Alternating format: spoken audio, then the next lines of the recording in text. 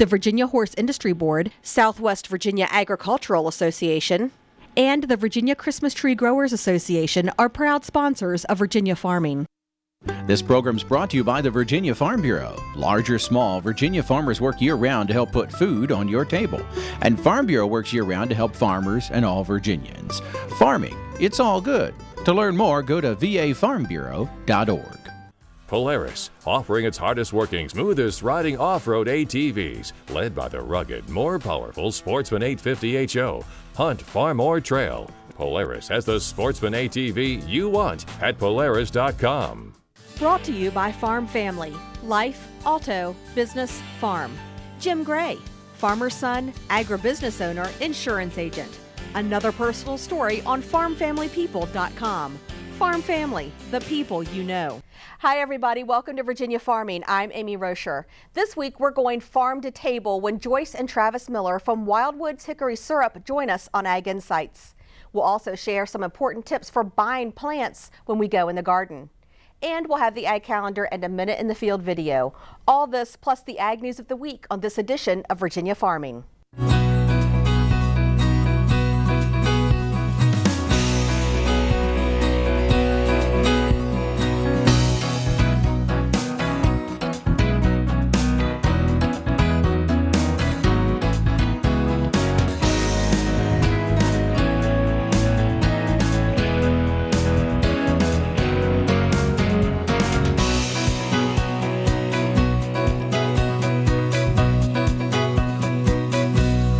We're starting today with a reminder to all Virginia farmers. The 2012 Census of Agriculture officially closes on May 31st. The USDA is urging farmers not to miss this opportunity to be counted and help to determine the future of farming in America. It's not too late. You can return forms by mail or online by visiting a secure website, agcensus.usda.gov. Federal law requires response from everyone who receives the census form and requires NASS to keep all individual information confidential. Well, a USDA meteorologist says drought is affecting less of the nation and reducing the effect of recent flooding. The USDA's Bob Ellison has more. Most of the Midwestern flooding has peaked outside of the northern Red River Valley, according to USDA meteorologist Brad Rippey, who adds that more rain on the way does not mean more flooding. Even though we have a new storm that's starting to affect the region, it doesn't look like rainfall totals will be quite enough to bring a whole new round of flooding. Yes, we'll see some localized flooding developing in some of the lowland areas, but no more big flooding like what we saw back in late April. The flooding was not as bad as it could have been, which Rippey says was due in part to the drought. The fact that we have subsoil moisture that's still on the short side across a lot of areas like Iowa and Minnesota is helping to soak up some of the moisture and certainly has minimized the flooding. It could have been a lot worse if we'd had a wet winter and early spring.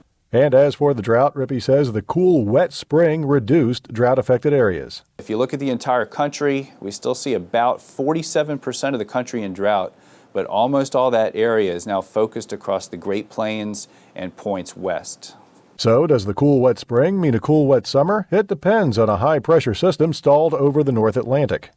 Without El Nino or La Nina, it's a very tough summer to forecast. Right now, we're kind of hanging the forecast on the North Atlantic block, and if it persists, look for this cool, wet weather pattern to break down, and we'll trend into a hotter, drier June and July, which would not be favorable for crops because then we'd have late planting compounded with the fact that we'd be heading into a hotter, drier summer. In Washington, D.C., for the U.S. Department of Agriculture, I'm Bob Ellison. Thank you, Bob. With this warm May weather comes the sun, and any amount of sun exposure can increase the risk of developing skin cancer. And for farmers and others who frequently work outdoors, that risk is even greater. Now, according to the Skin Cancer Foundation, skin cancer is the most common form of cancer in the United States. But because skin cancer is a lifestyle disease, it is highly preventable with extra precaution.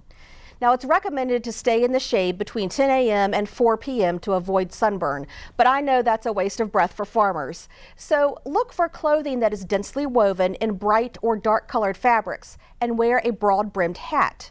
Do your best to wear a water and sweat-resistant sunscreen with a sun protection factor of 30 or greater.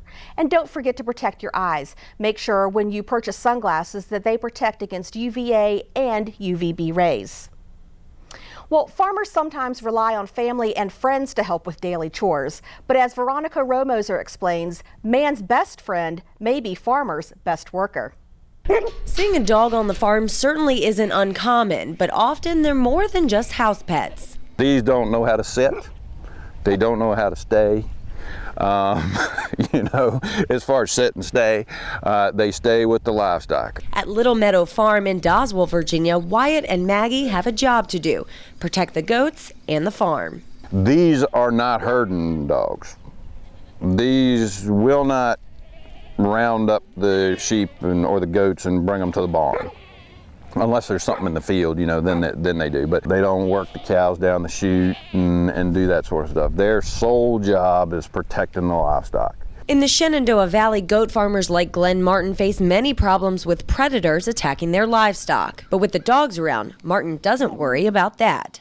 We do have in this area coyotes, as well as neighborhood dogs. After 11 years, and I've had the dogs ever since I've had the goats here, I've had no problems whatsoever. Actually, I don't worry about theft or folks coming here and taking anything because they do put on a really good show. And it's amazing how smart they are. When I rotate pastures, the dogs pretty much lead the way and they stay in the pasture that I rotate them to. I don't have to worry about them leaving from where they're at and going to the next place. While having extra mouths to feed may not seem economical, Martin says it could cost you more not to have them. You only have to lose a couple lambs or a couple goats, kids, before the dog's paid for himself. I have no death loss to predators, so I've eliminated that potential expense. Originally, most all dog breeds were trained and bred for a purpose. Working dogs have natural instincts bred into them over centuries. This is who they are, their purpose, and why they live. A good farmer, a good, in terms of husbandry or management, a good farmer or a good person who handles a working dog would never put them in a harm's way or in a position where they weren't benefited or healthy.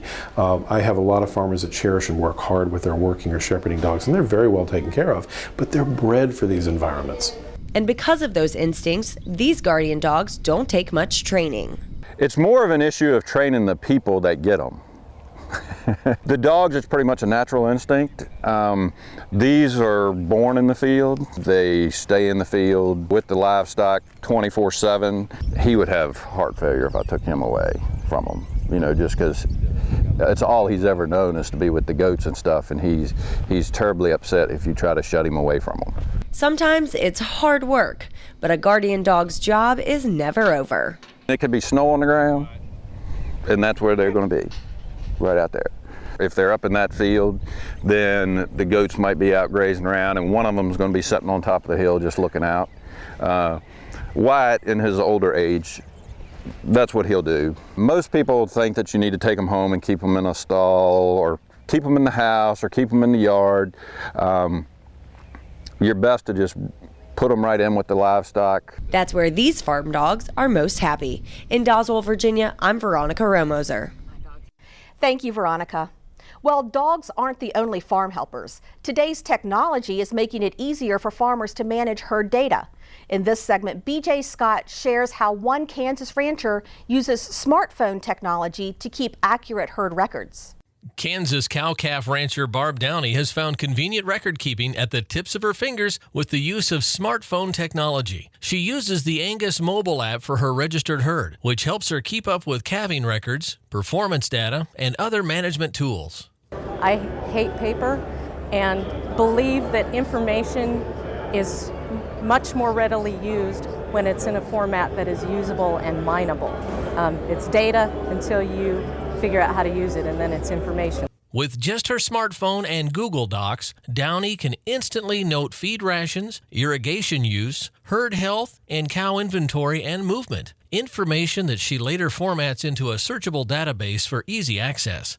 More conventional forms of record keeping just slow her down. Everyone knows that keeps any sort of records, you end up with stacks of information that you will take care of in your free time.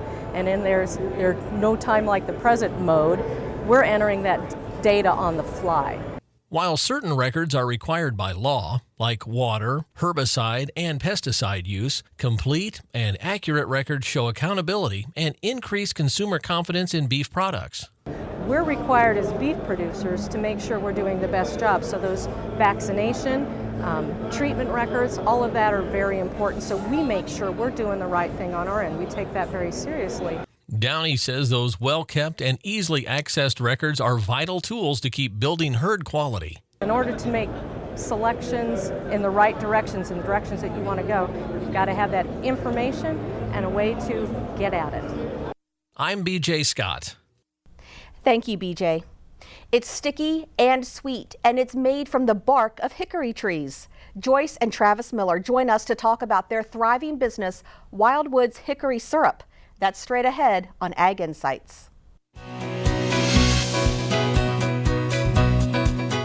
Today we're talking about a unique Virginia product. We're going farm to table when we talk about hickory syrup.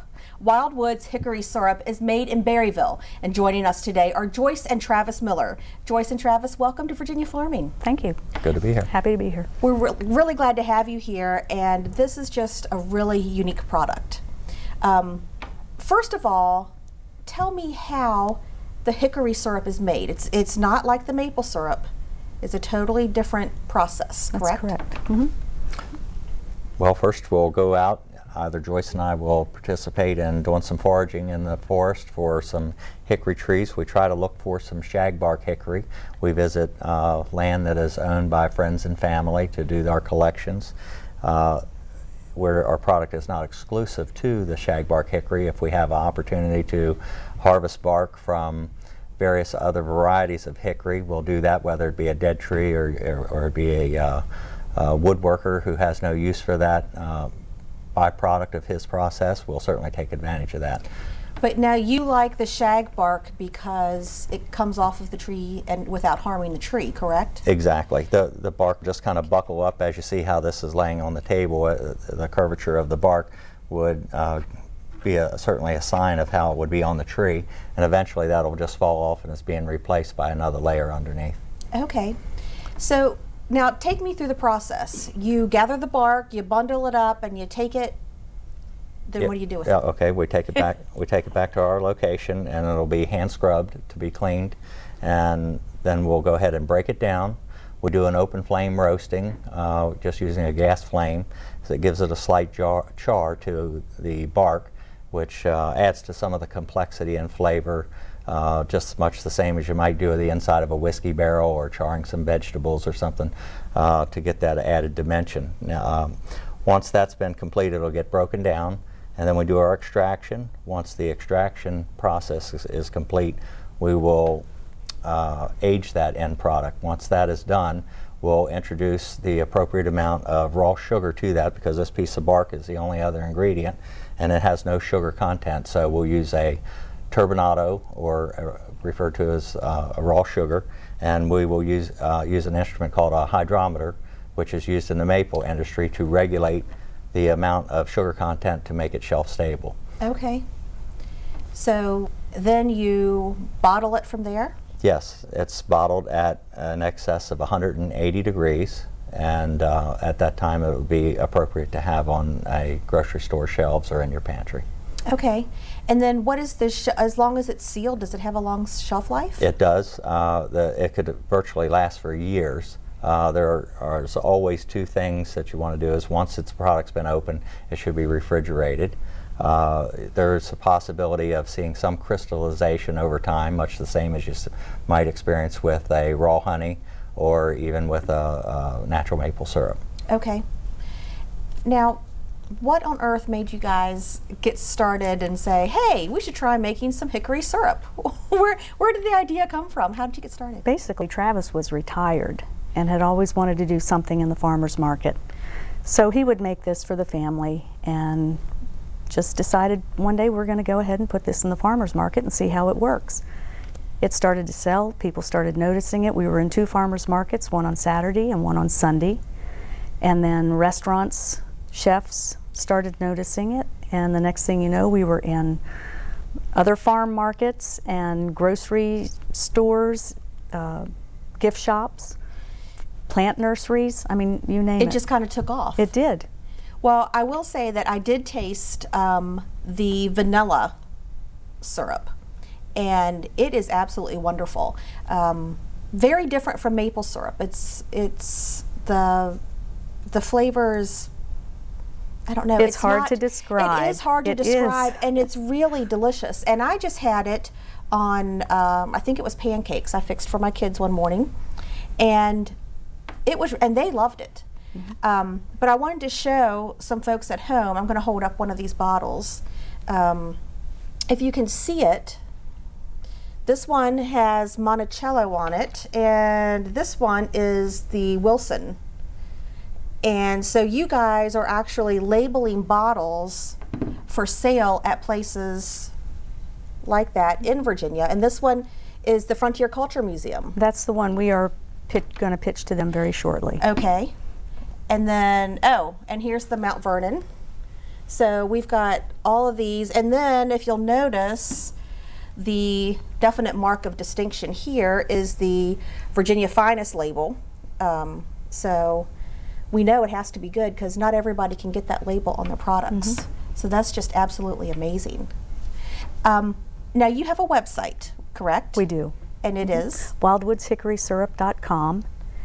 And we are changing our name. We're in the process right now because this business is growing. We didn't want to have any dealings with a trademark infringement, so we decided to change it to Falling Bark Farm. That'll be our registered trademark, and if you go to fallingbarkfarm.com or wildwoodshickorysyrup.com, it'll redirect you back and forth. So it goes to the same website. Okay. Right now we're doing business as Wildwoods Hickory Syrup, yes. Okay. And our official business name is Falling Bark Farm.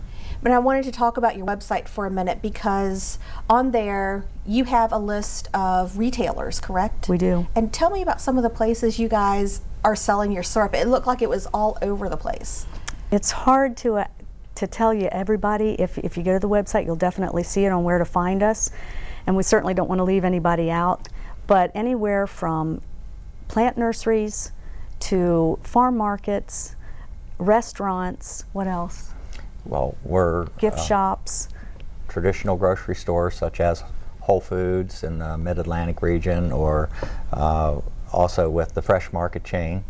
And seasonally, you may find us at some of the Christmas tree growers where you go out and cut your own tree, and they have little gift areas where you can buy additional products for the holidays.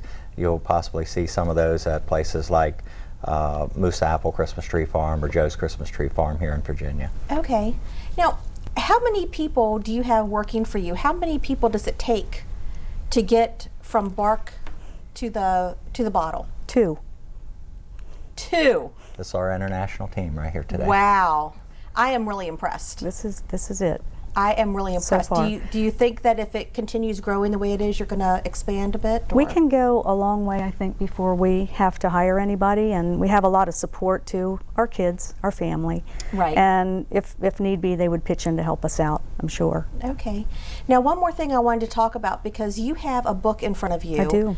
And you're saying that the hickory syrup has a lot of medicinal attributes. It has some, and we have this Native American medicinal plants book written by a professor in Michigan, Dearborn, Michigan, and I've documented that information on our website.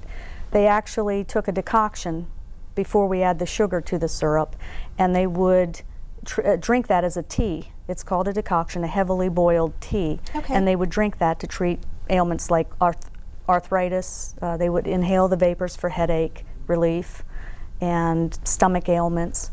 And this book is, I mean, there's a plethora of things in this book. Amazing. And it just so happens that it does indicate the hickory tree for those purposes. Wow. So it's been around, the tea itself has been around, or the decoction has been around for a long time. Somewhere along the line, I guess somebody decided to sweeten it up a bit, make it a little more palatable. Now, when I want to talk about a little bit, we only have a little bit of time left, but the flavors. Now, I said earlier that I had tasted the vanilla, and then you have the original hickory syrup with no flavoring in it. That's just the straight hickory syrup. Right. And then you have a whiskey and a brandy. Now tell me how you flavor those. How does that work? Well, we start out, the base for all of the flavors is the original hickory syrup. To make the vanilla flavored hickory syrup, a certified organic vanilla bean is added to each bottle, and then it is filled up with the original, and then that continues to macerate in there and flavor the hickory syrup with the vanilla. And also, to do the brandied vanilla, we actually put brandy in with the extract during our process to infuse that flavor of the brandy, and it also receives the vanilla bean the same way as the vanilla hickory syrup. Okay, and does that burn off? The alcohol does burn off since it has a lower boiling point than water. Okay, so once you get it up to 180 degrees, the alcohol has gone out in vapor. Okay. Also, the last item is the barrel-aged hickory syrup, which we offer during the holiday seasons. It's been allowed to age and use dry whiskey barrels. We did get our last whiskey barrels from Catoctin Creek Distillery in Purcellville, Virginia. They used the barrels once. We purchased the barrels, we fill them up with syrup, and then we let them age over 100 days, and then we reprocess the syrup again to make it shelf stable and have it available, like I say, during the holiday season. Well, it all sounds delicious, and I can speak from experience that the vanilla is delicious. And I guess if our viewers want to try it, they can order it directly off of your website as well if they don't see it out and about. Yep. They can. They certainly can. Well, great. Well, good luck to you all. This is just a really great farm-to-table product. And I will, before we leave, I wanted to let our viewers know that Joyce is actually the business owner. So it's another woman in agriculture, and we salute you for that. No, thank you very much. So thank you guys for being here. Really appreciate it. It's been You're fun. welcome. Thanks for having us. We'll be right back. Buying plants is not always easy. With tips, here's Mark Viette. Would like to purchase plants for someone that are going to last a long time. I mean, if you get an annual, that's great. It's really showy, but a short period of time. But some of these plants, like the tropical, beautiful hibiscus, just look at the colors with the nice, shiny green leaves. This needs to be indoors in the winter, because if it freezes, it will die. But you can actually create this plant almost into a small tree. Let's not forget the shrimp plant. I have found shrimp plants do phenomenally well indoors. I also want to mention the Gerbera daisies here in the front. Phenomenal plants. They're going to last a long time. One of the most popular plants that is being grown today, and I predict it won't be long before it's going to be like the #1 selling plant, is going to be the bromeliads. Look at the array of colors that we have with these bromeliads.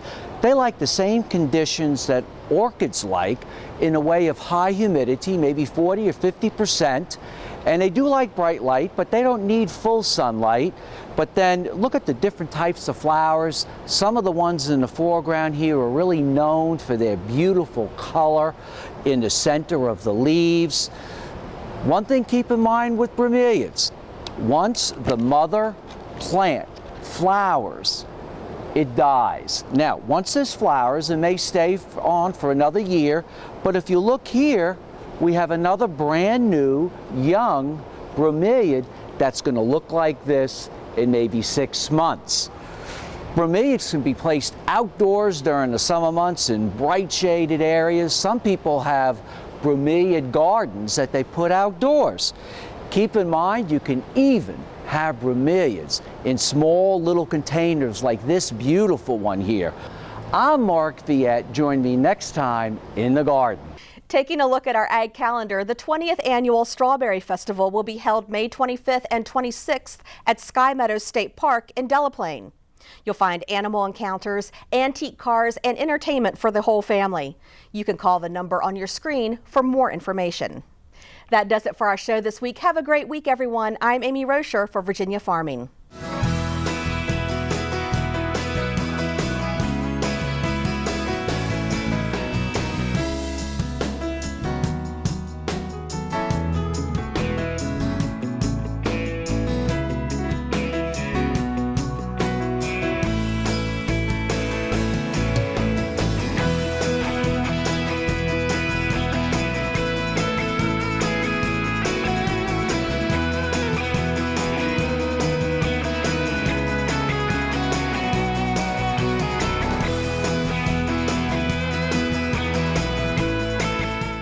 This program's brought to you by the Virginia Farm Bureau.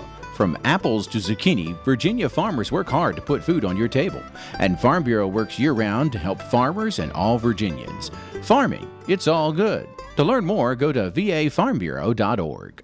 Polaris, offering its hardest working, smoothest riding full-size workhorses, including the all-new 60-horsepower Ranger XP 900. Hunt, farm, or trail. Polaris has the full-size Ranger you want at Polaris.com. Brought to you by Farm Family. Life, auto, business, farm. Nancy Asher, stable owner, visionary, agent of change. Another personal story on farmfamilypeople.com. Farm Family, the people you know.